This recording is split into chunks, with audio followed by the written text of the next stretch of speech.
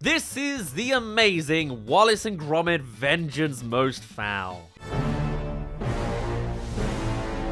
People have been asking for this one for a while now, and I'm finally getting around to it now. I can only apologize. I've had a lot of catching up to do, especially with the new movies that came out, and this literally came out on Christmas Day for me, and I was unavailable to make this review. Sadly, not an Oscar winner. In the end, Flo managed to out underdog Aardman, which is honestly quite impressive. But even still, it's pretty impressive that all 6 Wallace and Gromit movies are Oscar nominated. But after a 15-year break, does this one fully live up to the Wallace and Gromit name? It's interesting to see a sort of variety of responses. At the very least, let's have a look at it from our perspective. I think we just foiled a robbery. As it opens, it's immediately made clear that this is correctly following on from Wrong Trousers, a sequel coming along 31 years later. If that doesn't just wrap up the industry, then what does? However, what's great about this opening is that it also gives new viewers enough information from that first Adventures events to follow along. A potential fear going into this was that up to this point, there was never really a big concern of what order you see these Wallace and Gromit movies. But in doing a direct follow-up, it did pose the question if whether Vengeance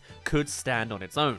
And at least on a plot front, I'd say it absolutely does. After giving us that flashback, we then have a clip of Feathers himself being sent to prison that was released online earlier in the year. Kind of reassuring that Feathers' presence in the movie wasn't a big reveal or anything that comes in halfway along. Otherwise, the marketing, completely would have ruined it. No, we join him very much from the stark opening of the film, which I quite like. Would I have also liked not knowing he was in it until now? Yeah, but this damn penguin was also a big part of the hype going into this. And cutting back to the progress of his scheme from prison was also just a great place to take it all. Also, we never learned his name in the original movie, but in the opening minutes here, Feathers McGraw. bam! There it is. Given this thing was over double the length of his first movie, we were always going to have some extended screen time with him. And I'm just thankful that they did this instead of giving him some kind of backstory, Don't need some kind of origin tale, that would have been awful. This guy is Poker Face manifested. Not only do we not know anything about him beyond a rubber glove and a need to steal this damn diamond, but we never hear a single sound out of him. And I think that's why the character's so brilliant. He's just a mastermind thief who doesn't have another side to him.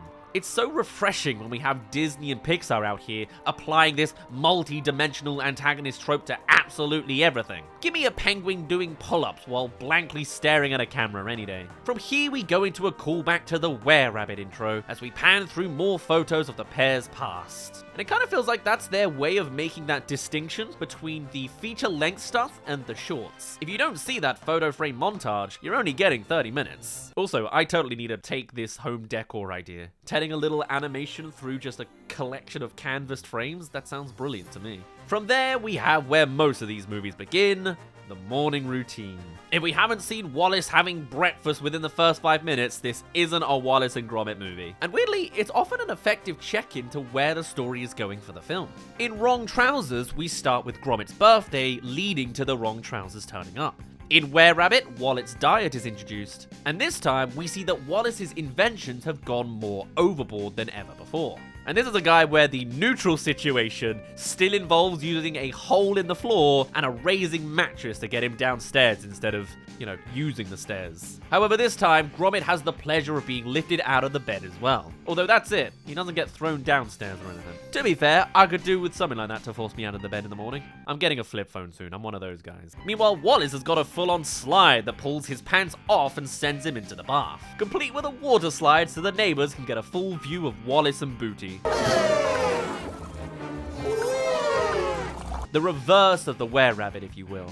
A side note, apparently in an interview, Nick Park politely declined to answer whether there were details to the front of naked Wallace here. Though we know he didn't have legs at all from that shot actually showing the cropping of his gut. Anyway, in a sort of callback to the Wrong Trousers train chase as well, I love how the bathroom is clearly far wider here than it possibly needed to be. It's kind of good for certain plot points later as well, as that way everyone's on board that only cartoon logic applies to this world. What's also interesting about a lot of the inventions in Wallace and Gromit's home here are the choices of inventions too. Whilst they are designed in the trademark Wallace and Gromit way, looking a little more analog and bolted together because being uncool is part of the charm, a lot of these inventions are stuff that now actually do exist. Whether it's an automatic vacuum cleaner or the tea and coffee machine, it's the first sign that Wallace's inventions in this one are going to play into light commentary on how we rely on devices now. I also love that after all the elaborate mechanics of this sequence, Wallace still has a hard landing on his chair. The amount of spinal issues this guy must have. It particularly works for those who've come straight from The Wrong Trousers, with the spreads catapult and the toast being a direct escalation from that original opening.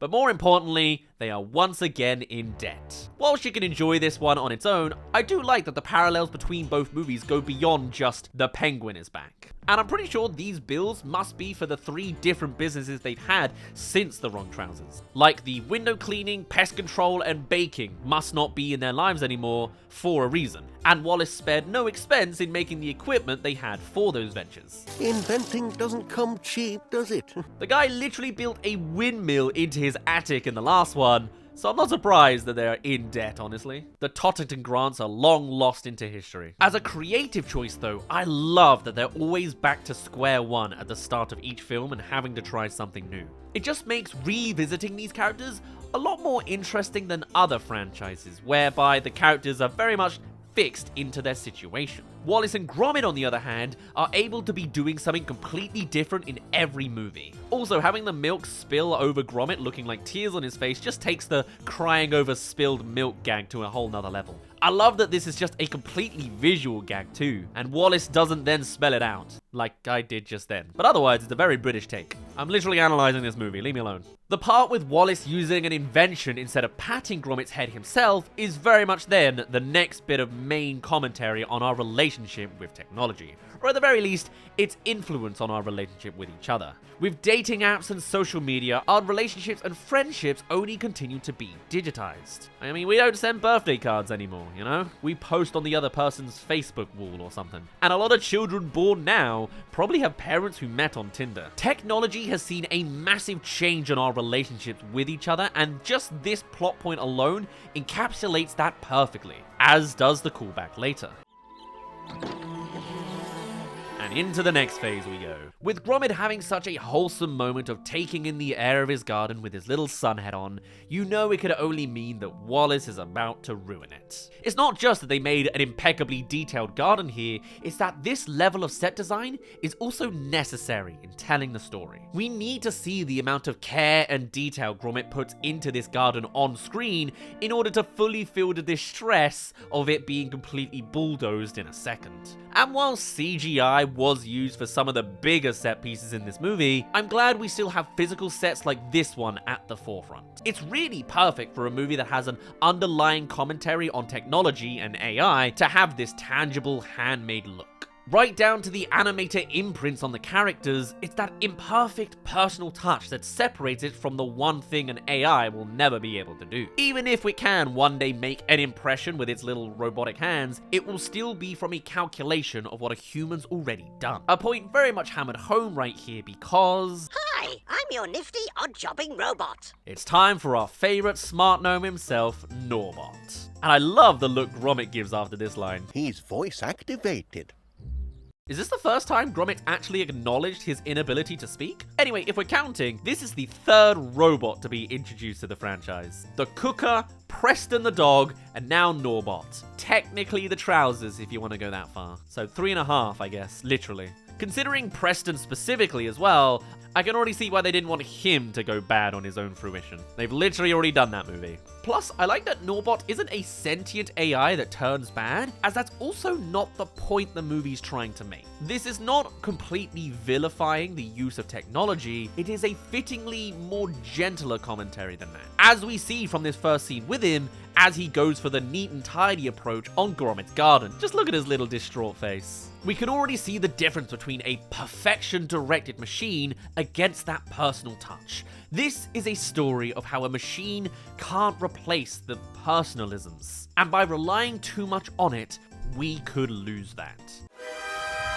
Neat and tidy. Having completely full brutalist architecture on Gromit's garden, it's not long before the neighbors pop their head over to have a peek on the situation. Amazing job! From which Wallace gets an idea. Oh. Meanwhile, we meet another returning character in the form of Chief Inspector Macintosh. I do wonder if this is a get-around for using a Were-Rabbit character if DreamWorks did have any claim over PC Macintosh, you know? Whatever the case, it does at least make sense for the characters to be the Chief if he has taken the more authoritative position in this one. This time being joined by rookie PC Mukherjee, a character who doesn't transpire to be annoying as I thought she was going to be. We've seen good and bad examples of the whole enthusiastic new cop with grumpy old cop dynamic, but this one ultimately proved itself a worthy addition to that. It's not the best part of the movie, I'd say, but it's decent enough, and they have some quality, decent gags with them. I checked the National Bike Saddle database. There isn't one, apparently. Alongside potentially a victim of the accent barrier for the international audience. A copper's guts. Copper's gut, sir. We also get the key detail of where the Blue Diamond's been since the wrong trousers, and I like how Macintosh is weaved into that film. We love a bit of continuity. As well as him saying, "I played my part," only to go to him literally picking up the phone and collecting him. Meanwhile, we officially have the Wallace and Gromit business plan of the movie. Or in this case, Wallace and Norbot. Which I do appreciate Norbot writes out like a typewriter, going back to the fact that all technology still has that analog feel to it. Once again, Gromit is getting a complete disregarding from Wallace here. That is the formula. I love these guys, but they do not have a healthy relationship at all. The poor dog gets completely mistreated and the guy's too dumb to even realize what he's doing. By the way, for the UK audience, this was probably the funniest joke in the movie. Up North News, presented by Anton Deck. Good evening. A simple bit of wordplay for everyone else, but for the British audience who are familiar with Anton Deck as a prolific TV double act, it was a big hitter. But I think this does start to speak towards the potential cultural thing that's always been a thing with the Wallace and Gromit brand, because it is particularly rife in this one. Vengeance Most Fowl is potentially the most British coded Wallace and Gromit installment of the bunch. Whereas their first feature was Were-Rabbit through studio notes from DreamWorks, with this one, the gloves were off. They took that Netflix money and ran. And I'm sure that part of the deal was even for Netflix to not creatively mess with it. The accents are thick, the references are dialed up to 10, and the visual gags in the finale are very specific to Yorkshire-Lancashire rivalry. Which is why I'm thinking that whilst the critical response was pretty strong across the board, I saw a lot of American reviewers not really seeming so hot on this one. And I think for me as well, being a notably more Americanized Brit, just with my upbringing being a lot more internet coded than British pop culture coded, kind of feels the same way. But we'll get more to some specifics as we get to them. At the very least, there's a lot of references that I did get that could easily get lost on other people. Because over here in the UK, with most of its audience already likely tipsy and watching it as a family in the evening on Christmas Day, it might as well have been our Avengers Endgame. It was an event which you don't really get a lot with television anymore, with streaming going on everywhere. So basically, I totally can get why some people may not be on the same level for this movie as other ones. But we'll dissect more exact pieces as we get to them. I like that they also get a slight jab in at generative art here as well with... Artistic.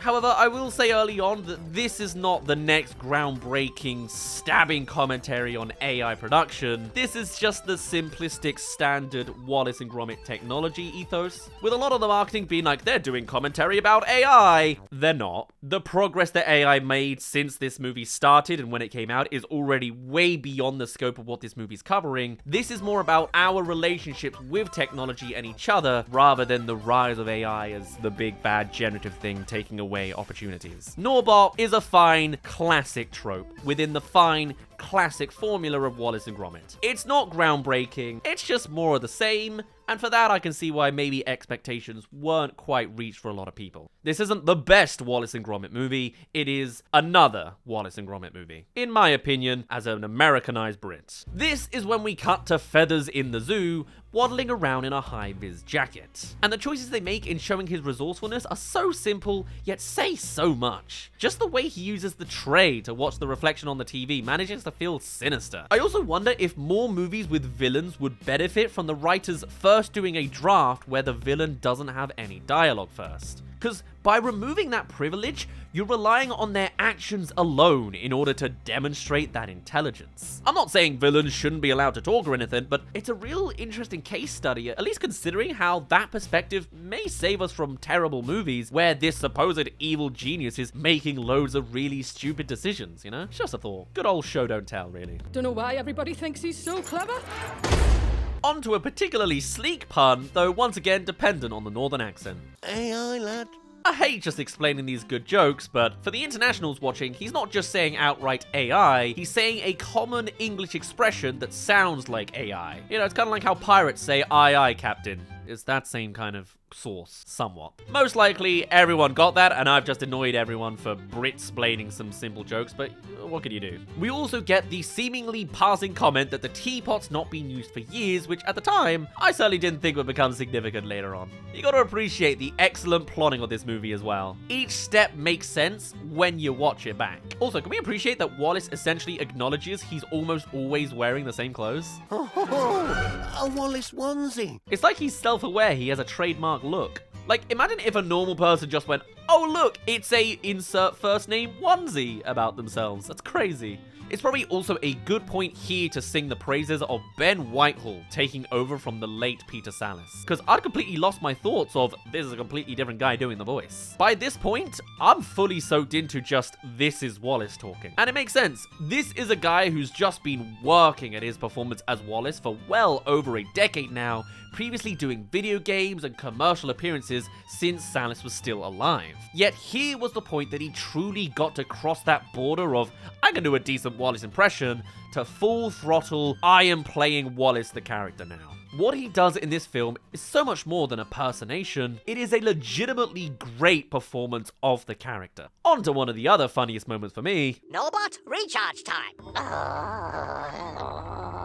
There's no grand bit of wordplay or anything to it, it's just a fun and creative choice. But of course, it still directly plays into the story because it's him making these, shall I say, pleasured noises that lead Gromit to plugging Norbot into the computer. And despite details like the overcrowded extension cable and the subsequent Wallace desktop sequence being about as modern as the franchise has ever gotten, I appreciate that there is still a very analog quality to it. Sure, there's computers in Wallace and Gromit now, but don't worry, we're gonna make them proper bulky white ones from 40 odd years ago. The signature analog naffness of their world doesn't get compromised by this computer-based plotline. Meanwhile, Feathers has what looks like an Iron Man in the cave sequence. Again, showcasing his resourcefulness, we see how he's used his garbage collecting duties to collect parts that he's now using for his scheme. Just like the teapot, I thought nothing of him in this little litter picking up jacket earlier. The plot points and reveals just come along so smoothly, and that takes some good writing. They build up this guy's intelligence so well that you totally buy that he's built a mechanical hand out of popsicles and sticks with full dexterity. A sequence that's incredibly fun as well. It is a signature Aardman bit of comedy, whilst at the same time, it's playing around with the same mechanics of in the wrong trousers when he's sweatily actually grabbing the diamond with a claw. And is it a better example? Debatable. The fact that this evil genius keeps having to pause his advanced computer hacking to gently stop the guard from sneezing in their sleep as well, that's just great. And using the Are You Human security gig to do a callback to A Grand Day Out, and we're off to the races, man. I'm a happy British boy mostly. Also, really nerdy side note here, the tools that Norbot actually uses whilst he's making the other gnomes make the same sound effects as they did in A Grand Day Out. Nice. Going into the next morning and the emergence of evil Norbot resurrects the welcome return to the more horror-based aspects of the series. Whether it's Feathers himself, a cyber dog that absolutely terrified a generation, the were-rabbit, or a serial killer, it is definitely a hallmark of the series, oddly enough. I'm not saying it's anything beyond slightly creepy, but I appreciate that those undertones are also in this one too. It's not totally sanitized and colorful. Even the way the reveal of him turning around to see those perfect black dots is done exactly like a slow horror moment. Just like other moments in the series when other camera techniques are used. It plays into that uncertainty of technology's intentions, particularly when it looks as though Norbot's elected to build all those other gnomes himself without even being asked to. Even though we know what's happened, that sense of paranoia around an AI going on its own fruitions still slips through the cracks here. And obviously, Wallace doesn't suspect a thing. It's like he knows what we need before we even know ourselves. I wonder if he's trying to say something here. But Gromit's having none of it. He's well versed in Wallace's unwavering naivety by this point. Once again, we're heading towards the midpoint where Gromit's absolutely right and Wallace gets annoyed with him. It's part of the formula. And the shot of the gnomes being fired out of the van on their little scooters is yet another reminder of what a technical marvel this film is. I mean, these shots have a moving vehicle, Norbot's moving out of the vehicle in a different direction with some underplayed camera motion in there too. All essentially done through still images. Can you imagine just how much that bit must have been? Planning and then executing camera motions through still images alone already hurts my brain enough. Which leads us into what I'm pretty sure is the first musical number in Wallace and Gromit. I'm pretty sure I'm right on that. And it's totally worth it, purely for the rhythm of this joke. The transition during the song from them tidying Guardians to revealing that they're stealing loads of stuff is also smoothly worked together. Plus, it's just a solid earworm. We're jolly useful Norbots. We do all sorts of stuff. Hey there, thank you for making it to the halfway mark of this video. Come along and subscribe if you haven't already, and let's get back to the second half of the amazing Wallace and Gromit Vengeance Most Fowl. We're jolly useful Norbots. We do all sorts of stuff. All leading to Gromit getting slammed into the shed. And once again, Gromit has most of the full picture and has no way to communicate it to Wallace. It is part of the formula. Just absolutely trauma dump the dog because they know that they can't tell anyone. Beautifully cruel. We then go back to... Bockajay. We already saw the Norbots in action, taking all the calls of the freshly thefted locals. It sounds simple to say, but I feel like this is such a natural transition to go back to them. You can bet I've seen so many terrible movies at this point, cutting back and forth from different characters without really a clear reason to whatsoever. But here, it's a straight crime committed in the scene. That's our cue for the police characters in the next one. It's not rocket science. That's the first movie. But simple storytelling decisions like this just make the overall movie sleeker. Though this joke's a bit on the nose.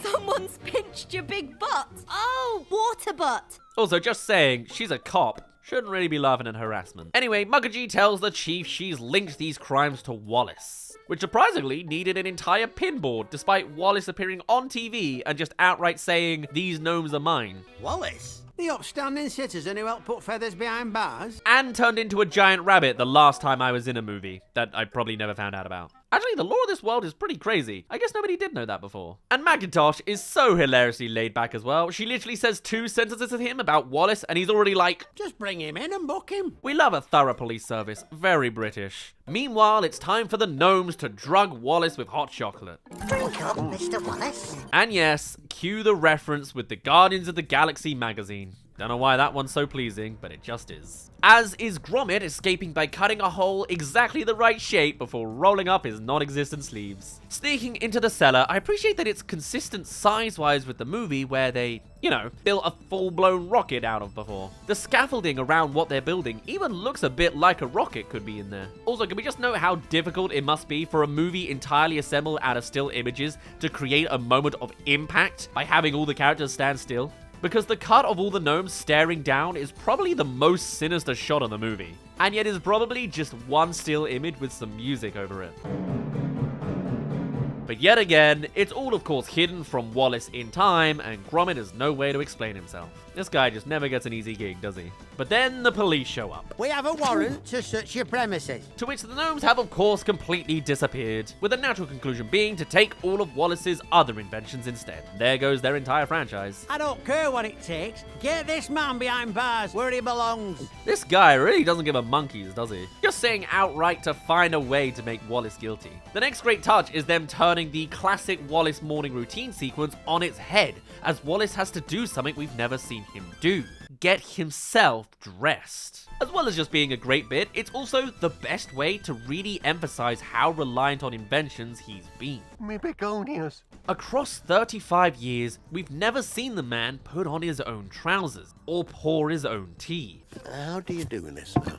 All the while, they tell us everything we need to know about the gnome's whereabouts just by the use of some water going through some brickwork. Who thinks of communicating a major plot detail is something as low-key as that? Less low-key is the news reporting full-on doxing Wallace on a live broadcast. I'm live outside the West Wallaby Street house. Like, who just fully announces a person's street like that? I wouldn't worry too much. We literally go to a shot of a penguin having a wet shave with a popsicle stick after this. What benefits does he actually get from that? We'll never know. That penguin grows stubborn double, apparently. Another animation W to appreciate here, though, is even when the doors closed, they probably had to still animate everyone behind the door, despite just being warped silhouettes behind the windows. Even if they had a hack to do this quicker, it still points to an insane amount of detail and effort. Anyway, it's now time for Gromit to whip out the close-shave motorbike. This is definitely the most fan-servicey movie, and that does speak to a hint of corporatism to me. I don't know, I'm getting a bit jaded on fan service, but it is there. Meanwhile, we continue with Macintosh's complete 180 of his opinion of Wallace since we last saw him. That Wallace is a wrong 'un.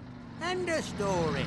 I mean, thankfully, it's only this exaggerated fictional character who could action such an unrealistic turn of opinion on who the villain is. We have to stay focused. Watch like hawks. Absolutely, sir. And Gromit, of course, being the actual hawk, having the gnoming device on the bike and monitor sat in the sidecar. Like, that's a cinematic experience if I ever saw one for him. Leading us to another great scene as the gnomes approach Gromit at a dead end, yet are nowhere to be seen. Beyond the incredible character animation on Gromit himself, the cinematic storytelling of these scenes with just him are always just done so well. Even in this stop motion animated comedy, you still get these brilliant pauses with a genuine sense of tension. Also, just Gromit using a dog lead as a grappling hook. Love that. Throughout this whole scene, there's no talking whatsoever. It's all about the visuals between these two fantastic silent characters. I mean, who doesn't love Feathers sat there with a seal as his Bond villain pet? It's just funny anyway, but just to assert Feathers as a boss-level baddie even further, seals are often the natural predator of penguins. But not for this guy. As for the sub itself, it's very pleasing that they did actually bother to enforce the details of it being cobbled together by stolen parts. No idea how it got into the enclosure, and considering that fact, why Feathers couldn't have just swam himself out, he is a penguin, but oh well, here's a quick funny. They also make sure to mark the encounter between Feathers and Gromit as a big moment as well. As Feathers turns round and looks straight back at Gromit, you can sense they both feel that moment. And then, as Norbot's revealed to be cutting down the tree, is it just me, or does Feathers saluting to Gromit have the energy that he's smiling without actually smiling? We also get the slightly convenient plot point that you can reset Norbot by hitting him in the back. Okay, at least you've got a way to do it somehow, but it is a very convenient MacGuffin. On to another sentence that sounds completely normal. As the submarine goes through the sewer, the penguin plays an organ whilst wearing a glove on his head. Also, just the fact that this guy added an organ to his order for a submarine that he never uses again after this. He just wanted to have a jam session on the way to the diamond. Speaking of which, the narrative misdirect in this scene completely got me. They delivered a plot twist in a movie where we know who the villain pulling the strings is from the get-go. The scene builds as the vault is open whilst the sub nears its destination and Gromit plays catch-up by motorcycle. As everything revolves around the ceremony, the timing of the diamond's unveil seems to be all too perfect for it to be snatched once again, and it will be, just not from where we thought. You what? While still following this world's silly comedy logic, it does have that punch of a genuine good plot twist. Everything's fine. And Norbot copying Wallace's voice is yet another unnerving reminder of where we're probably heading AI-wise. In fact, Scarlett Johansson would probably like to remind you that that's already happening. Hard lessons from a plasticine gnome. Also, kind of a funny plot point considering Wallace has a new voice actor that basically sounds just like Peter Sellers at this point. But I guess the whole point there is that a lot of these things can also be done with shock horror human beings, and maybe taking their jobs away and using AI instead would be a really crappy and unnecessary thing to do. I do think it requires a hint more of a ding at the theme to reach that point, because a lot of old AI classic robot tropes also have the replicating voice thing. But hey, it's just more relevant now than ever before. Everything's fine. Everything's fine. Everything's fine. They are pretty creepy though, aren't they? Good grief, it's you. Again. I think I would have enjoyed this line more if Chicken Run Dawn of the Nugget hadn't done this the previous year.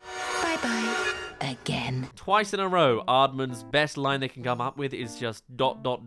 again. I just have a bad taste in my mouth, you know? Like, at least this one's actually recalling an actual joke. That one in Chicken Run 2 felt like it was just to suggest bye-bye was an iconic line to call back to, and it just felt so forced. And in comes the final reveal of this big twist of fate. Well, butter me crumpets. It can't be. as it's revealed that the unused teapot has had the diamond in it the whole time. And yes, Feathers was pretty lucky that the duo's error of not using the teapot coincided with this decision. And many have pointed out that that teapot had been used in subsequent films, but you know, it's alright. Also, no one strictly said what order these movies take place in anyway, so maybe technically it's still fine. Continuity, details in a stop motion movie. Regardless of whether the other installments actually line up, it works as a solid twist in this movie. And I really appreciate that they actually pulled off a genuine twist in this otherwise silly comedy movie. Kind of reminds me of Hot Fuzz doing something similar. Both examples understand that audiences will appreciate pulling off these twists and turns alongside the comedy, as opposed to giving them a silly answer for everything. You get away scot-free and everyone thinks I stole it. And so, in order to set up the set piece for the climax, Feathers goes by a wheelless car instead of the elaborate submarine that took an army of gnomes to build, because using the sub again to get out of town would have made too much sense. Whatever, the Norbots making the car noises is a lot funnier.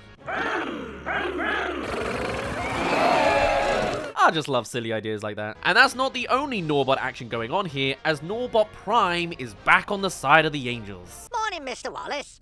Master Gromit. Which leads us to another sequence of Wallace being propelled into a chase sequence while still in his pajamas. Careful! That's the work from home life, I guess. Leading us to the climactic canal boat chase. Now, this is obviously meant to be the symbolic parallel of the other classic Wallace and Gromit climaxes, but to be honest, I do not put it up there with the rest of them. I think technically it's a very impressive sequence. I mean, I have no idea how they managed to pull off genuinely impressive action with what is essentially a collection of still images. Again, stop motion is always magic. And they do a lot in getting this fake sense of speed going on there, only to reveal it's gonna be like 3 miles an hour at most. And of course, the scene is absolutely littered with jokes and Easter eggs, but with so many notable parallels to The Wrong Trousers and of course references to all the other movies, I think this is just not that great in comparison. Especially with The Wrong Trousers, so many scenes are so iconic that when replicated again in this spiritual successor, I just don't think they're as good in comparison.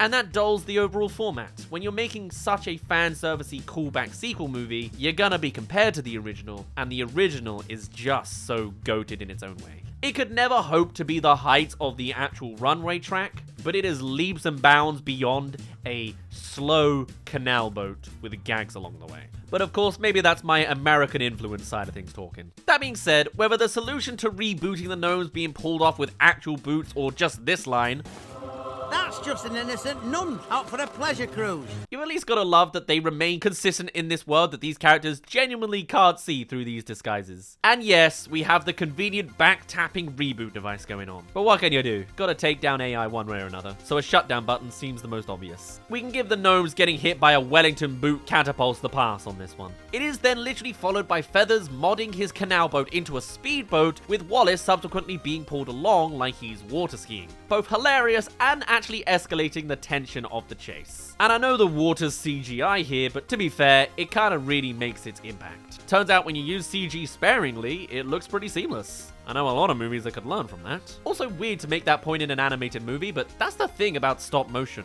You're looking at images of real physical materials. And yes, we must acknowledge the Shaun the Sheep Farmer showing up. The ACU has well and truly begun after Feathers' cameo in Dawn of the Nugget. I guess canonically that means Chicken Run potentially happens after this one? And are we getting a Shaun the Sheep movie next because the farmer showed up at the end? Are they doing Pixar cameos to insinuate the next movies? Whatever, lovely stuff. There's a lot of fan service in this one, but cameos I'm kind of more positive towards. You know, it's not distasteful in the slightest, which can often happen. Just a fun little cameo before we head into the big emotional climax. Once again, a blending with CGI, even the setting of the bridge adds a whole new sense of scale. I mean, we've never seen a set piece like this in these films, and I'm personally all here for it. Another unsung W as well is the sound design here. When the canal boat screeches off the edge of the bridge, the sound sells you on it being this heavy vehicle screeching out of control. And it all serves the overall picture where, in this story of a penguin stealing a diamond, they manage to convey genuine tension and emotional weight. Give him the diamond, lad. And it's weird because you know they're not gonna kill Gromit. I think we all knew that wasn't actually happening, yet you're still wrapped up in this moment. It's like the climax of the Thomas the Tank Engine movie, or Paddington 2, also weirdly centered around falling off a bridge, but in that one, you don't actually believe he's gonna die, but that moment in the character's eyes with that glimmer of "is this it" on their face is nonetheless traumatic. The drama of that moment, even with Feathers jumping away, like, Job's a game.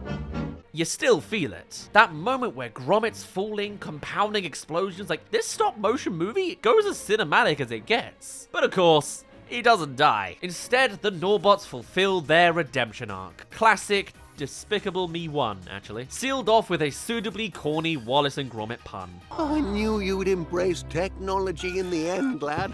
Well, not quite. Feathers is a free bird now, after all. Which this movie leaves open, which I find weird.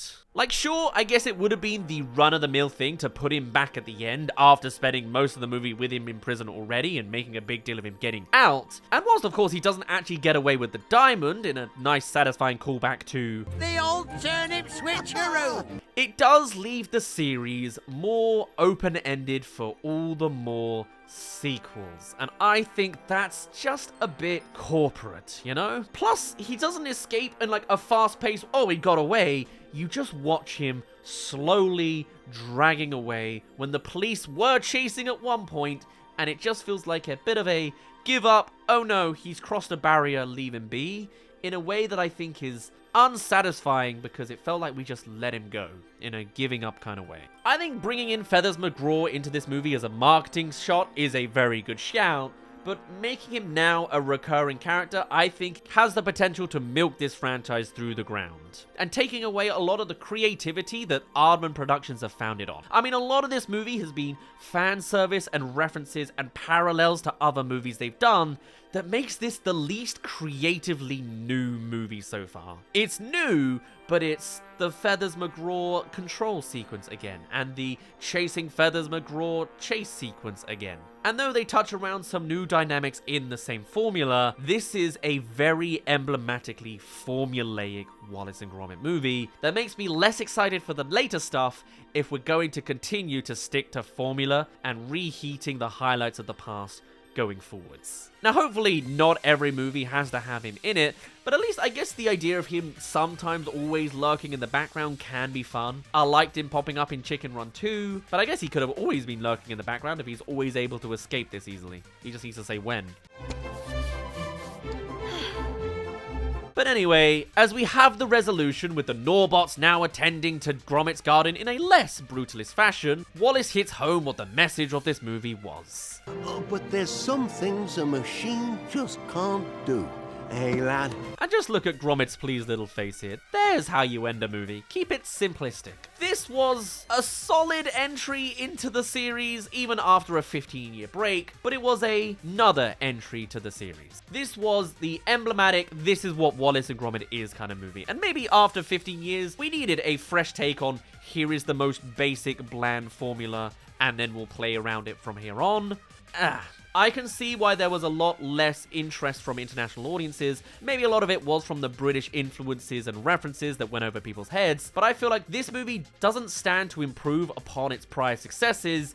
It just does more of the same, a little less creatively than the times they tried in the past. And the message being, technology kinda bad, but we can use a little bit of it anyway, is the classic technology bad trope that doesn't really reflect the actual modern uses and representations of AI and technology, mostly because that world's going so fast anyway, but also requires a little bit more of a deeper dive to say, oh yeah, they are commentating on generative AI here. It's a debatable whether they even are. You can just dig the themes out if you dig deep enough. But even still, a neutral Aardman movie is still a pretty good to great movie. And to be honest, I wasn't particularly looking forward to it. After the previous year of Dawn of the Nugget, I thought it was going to be just more of that soulless redoing of old characters, and it's only half that. But soulless is certainly not something I would apply to this film. You can still see a good amount of love and attention and soul that the animators put into this by every detail that's on screen. I only think sometimes the larger narrative is a little bit held back in places. Instead of their legacy being a notable hindrance, you can see that instead there was something that led the entire production to still treat these characters with care and respect, but it might lead into milking them more going forwards. This was still a good chunk ahead of content and slop, but it's closer to that label than I think a previous Wallace and Gromit movie has ever been. And while some of the dialogue sometimes spelt things a bit so that kids could follow the plot, on the whole, this was a pretty well executed, triumphant return to this world. I, for one, am still generally pretty on board for most Wallace and Gromit installments, and they're apparently interested in doing more over at Aardman, so all the power to them. It was sad that they were gone for so long, but when we needed their wholesome tea and crackers antics, they, for the most part, just returned. And so that was the amazing Wallace and Gromit Vengeance Most Fowl. For now, my name's been Daz. Thank you very much for reaching the end of this review. Do tell me your thoughts on this movie in particular. I want to hear it. Are my audience particularly divided on it? I'd love to hear your thoughts. And I shall see you all in a little bit.